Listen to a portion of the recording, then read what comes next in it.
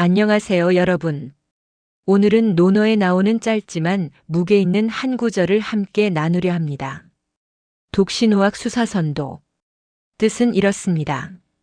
성현의 가르침을 두텁게 믿고 배우기를 좋아하며 옳은 도를 지키기 위해서라면 자기 희생도 마다하지 않는다. 처음 들으면 너무 고상한 말처럼 느껴질 수도 있습니다. 요즘 세상과는 조금 동떨어진 이야기처럼 들릴지도 모릅니다. 하지만 이 문장을 조금만 삶 쪽으로 끌어당겨 보면 이 말은 오히려 인생 후반을 살아가는 우리에게 가장 현실적인 기준이 됩니다. 우리는 여기까지 오면서 수없이 많은 것을 믿어왔습니다. 회사를 믿고, 사람을 믿고, 시대를 믿고, 어쩌면 스스로를 믿으며 살아왔습니다. 그런데 어느 순간부터 이런 질문이 생깁니다. 내가 믿어온 것들은 과연 나를 어디로 데려왔을까? 지금까지의 선택을 나는 후회 없이 받아들일 수 있을까? 오늘은 이 논어의 한 문장을 통해 무엇을 믿어야 흔들리지 않는지, 어떻게 배워야 인생이 마르지 않는지, 끝까지 지켜야 할 것은 무엇인지 천천히 이야기해 보겠습니다.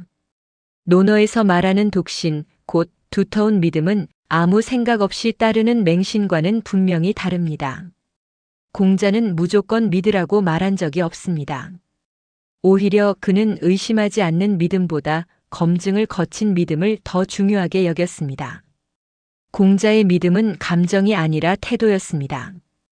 그는 무엇이 옳은지 스스로 묻고 배우고 실천해보며 그 과정 속에서 단단해진 신뢰만을 믿음이라 불렀습니다. 그래서 논어를 읽다 보면 독신이라는 말은 언제나 호학 곧 배우기를 좋아하는 태도와 나란히 등장합니다. 공자는 이렇게 생각했습니다. 배움 없이 생긴 믿음은 언젠가 고집이 되고 상황이 바뀌면 쉽게 무너진다고 말입니다. 반대로 배움을 통해 다져진 믿음은 흔들릴 수는 있어도 완전히 무너지지는 않습니다. 왜냐하면 그 믿음은 외부의 평가가 아니라 자기 안에서 검증된 기준이기 때문입니다. 또한 공자는 맹목적인 신념이 사람을 위험하게 만든다는 사실을 잘 알고 있었습니다. 자신이 옳다고 굳게 믿는 순간 사람은 남의 말을 듣지 않게 되고 배움을 멈추게 되며 결국 스스로를 가두게 됩니다. 그래서 공자는 믿되 늘 배우라고 강조했습니다. 공자가 말한 독신은 완벽함을 전제로 하지 않습니다. 오히려 틀릴 수 있음을 인정하면서도 그럼에도 불구하고 끝까지 붙들 가치가 있는 기준을 지키는 태도를 뜻합니다. 이 믿음은 시대가 바뀌어도 흔들리지 않고 유행이 바뀌어도 방향을 잃지 않게 해줍니다. 결국 공자가 말한 독신이란 남이 만들어준 답을 믿는 것이 아니라 배움을 통해 스스로 확인한 길을 조용히 그러나 끝까지 걸어가는 힘이었습니다. 인생에서 가장 힘든 순간은 능력이 부족할 때가 아니라 기준이 흔들릴 때입니다. 무엇이 옳은지 헷갈릴 때, 이 길이 맞는지 확신이 없을 때 사람의 마음은 쉽게 흔들립니다. 두터운 믿음이란 모든 답을 알고 있다는 뜻이 아닙니다. 흔들려도 돌아올 수 있는 중심이 있다는 뜻입니다. 한 50대 직장인의 이야기입니다. 조직 개편 과정에서 원칙과 타협 사이에서 어려운 선택을 해야 했습니다. 손해를 감수하면 자리를 지킬 수 있었고 원칙을 지키면 불이익이 예상되었습니다. 그는 결국 원칙을 택했습니다. 이유는 단순했습니다.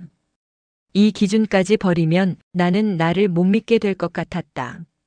결과적으로 그는 한동안 힘든 시간을 보냈지만 시간이 지나 사람들은 그를 다시 찾았습니다. 두터운 믿음은 당장의 이익을 보장하지는 않지만 인생 전체의 신뢰를 지켜줍니다. 공자는 평생을 두고 자신을 아는 사람이 아니라 배우는 사람이라고 불렀습니다. 그는 제자들 앞에서도 스스로를 완성된 존재로 내세우지 않았고 오히려 배움의 길 위에 있는 한 사람으로 남기를 원했습니다. 이 태도 자체가 공자가 말한 배움의 본질을 잘 보여줍니다. 공자가 배움을 강조한 이유는 지식을 많이 쌓기 위해서가 아니었습니다. 그가 말한 배움은 시험을 잘 보기 위한 공부도 아니었고 남보다 똑똑해 보이기 위한 수단도 아니었습니다. 공자가 말한 배움은 사람을 지켜주는 힘이었습니다. 사람은 나이가 들수록 자기 경험을 기준으로 세상을 해석하게 됩니다. 처음에는 그것이 지혜처럼 보이지만 시간이 지나면 그 경험은 어느새 사람을 가두는 벽이 되기도 합니다. 공자는 바로 이 지점을 경계했습니다. 배움을 멈추는 순간 사람은 자신이 본 것만 옳다고 믿기 시작하기 때문입니다. 그래서 공자는 배우기를 의무가 아니라 좋아하라고 말했습니다. 억지로 하는 배움은 얼마 가지 못하고 즐기지 않는 배움은 마음을 열지 못합니다. 배움을 좋아한다는 것은 새로운 생각을 만나는 일을 두려워하지 않는다는 뜻입니다. 특히 인생의 후반부에 배움은 더욱 중요해집니다. 세상은 계속 변하는데 배움을 멈추면 사람은 그 변화 앞에서 점점 작아집니다. 공자는 이를 알고 있었기에 나이가 들수록 배움을 놓지 말라고 강조했습니다. 공자에게 배움이란 지식을 쌓는 행위가 아니라 마음을 굳히지 않게 하는 습관이었습니다. 그래서 호학은 젊음을 유지하는 비결이 아니라 끝까지 사람답게 사는 방법이었습니다. 논어의 이 구절에서 가장 사람의 마음을 붙잡는 말은 단연 수사선도입니다. 글자 그대로 풀면 죽음을 지키듯 선한 도를 지킨다는 뜻입니다. 요즘 시대의 감각으로 보면 다소 과격하고 부담스럽게 느껴질 수도 있습니다. 정말 그렇게까지 해야 하나? 라는 생각이 드는 것도 자연스럽습니다. 하지만 공자가 이처럼 강한 표현을 쓴 데에는 분명한 이유가 있습니다. 그는 인간이 얼마나 쉽게 상황과 이익 앞에서 기준을 낮추는 존재인지를 너무도 잘 알고 있었기 때문입니다. 조금만 불리해지면 이번 한 번쯤은 괜찮겠지라고 스스로를 설득하고 작은 타협이 쌓여 어느새 처음의 기준이 보이지 않게 되는 것이 사람의 본성이라는 것을 공자는 정확히 꿰뚫고 있었습니다. 그래서 그는 적당히 지켜라거나 상황 봐가며 판단하라고 말하지 않았습니다. 대신 죽음이라는 극단적인 표현을 빌려 이렇게 말한 것입니다. 이 선만큼은 어떤 상황에서도 넘지 말라고. 여기서 말하는 도는 대단한 철학이나 거창한 이상이 아닙니다. 남을 속이지 않는 마음, 약자를 외면하지 않는 태도, 스스로를 부끄러워하지 않을 기준, 사람으로서 끝까지 놓지 말아야 할 최소한의 양심입니다. 공자는 이것이 무너지면 아무리 능력이 뛰어나고 아무리 배움이 많아도 결국 사람은 중심을 잃는다고 보았습니다. 수사선도는 목숨을 던지라는 말이 아니라 살아가기 위해 반드시 지켜야 할 선을 말합니다. 이 선을 지키지 못하면 사는 것은 계속되지만 사람답게 산다는 감각은 점점 사라지기 때문입니다. 그래서 이 말은 두려움을 주기 위한 경고가 아니라 인생의 끝자락에서 스스로에게 이렇게 말할 수 있게 해주는 기준입니다. 적어도 나는 끝까지 이것만은 지키며 살았다. 공자가 수사선도라는 강한 말을 선택한 이유는 바로 여기에 있습니다. 그것은 사람을 옥죄는 가르침이 아니라 끝까지 나로 남게 해주는 마지막 울타리였기 때문입니다. 어느 사업가는 어려운 시기에 불법적인 선택을 할 기회를 여러 번 받았습니다. 그는 매번 거절했습니다. 주변에서는 말했습니다. 다들 그렇게 해. 이 정도는 괜찮아. 그는 이렇게 답했습니다. 이 선을 넘으면 다시는 돌아오기 힘들 것 같아서. 그는 큰 부자는 되지 않았지만 말년에 이렇게 말했습니다. 나는 적어도 나를 배신하며 살지는 않았다. 이것이 수사선도의 현대적 의미입니다. 젊은 시절에는 세상을 살아가는 데 필요한 것이 능력과 속도라고 믿기 쉽습니다. 조금이라도 앞서기 위해 서두르고 조금이라도 유리한 자리에 서기 위해 타협도 감수합니다. 그 과정에서 기준은 상황에 따라 조금씩 조정되는 것이 현명한 선택처럼 보이기도 합니다. 하지만 인생의 후반부에 접어들면 자연스럽게 질문의 방향이 달라집니다. 얼마나 가졌는가 보다 어떻게 살아왔는가를 돌아보게 됩니다. 그때 사람은 비로소 자신이 무엇을 지켜왔고 무엇을 너무 쉽게 내려놓았는지를 차분히 마주하게 됩니다.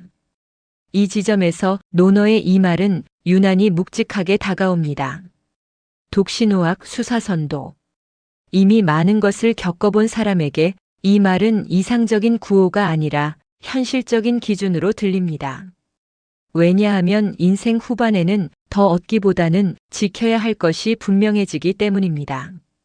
건강, 관계, 신뢰, 그리고 스스로에 대한 존중 말입니다. 젊을 때는 조금의 손해를 감수하면 언젠가 만회할 수 있다고 생각합니다. 하지만 나이가 들수록 알게 됩니다. 어떤 선택은 되돌릴 수 없고 어떤 타협은 오래도록 마음에 남는다는 사실을 말입니다. 그래서 수사선도라는 말은 인생 후반에서 특히 큰 울림을 줍니다. 이제는 남에게 잘 보이기보다 스스로에게 부끄럽지 않게 사는 것이 훨씬 중요해지기 때문입니다. 또한 배움에 대한 태도 역시 달라집니다. 젊을 때의 배움이 성공을 위한 수단이었다면 인생 후반의 배움은 마음을 굳히지 않기 위한 선택입니다. 공자가 호학을 강조한 이유가 이제야 더 또렷해집니다. 이 구절은 우리에게 이렇게 묻는 듯합니다. 이제 와서 무엇을 더 얻을 것인가가 아니라 무엇을 끝까지 지킬 것인가를 스스로에게 물어보았는가? 그 질문에 조용히 고개를 끄덕일 수 있다면 이 말은 이미 우리 삶 깊숙이 들어와 의미를 다하고 있는 셈입니다. 공자는 복잡한 인생의 답을 아주 단순하게 정리합니다. 믿을 것은 믿고 배울 것은 배우며 끝까지 지킬 것은 지켜라. 독신호학 수사선도. 이 말은 대단한 사람이 되라는 말이 아닙니다. 다만 끝까지 나로 남으라는 말입니다. 인생의 마지막에 나는 적어도 나를 부끄럽게 살지는 않았다 라고 말할 수 있다면 그것으로 충분하지 않을까요? 오늘 하루 무엇을 믿을지, 무엇을 배울지, 무엇만큼은 끝까지 지킬지 잠시 생각해 보시기 바랍니다. 그 질문이 여러분의 인생을 조금 더 단단하게 만들어 줄 것입니다. 이상으로 오늘의 옛글 속 인생 수업을 마치겠습니다. 끝까지 시청해 주셔서 감사합니다.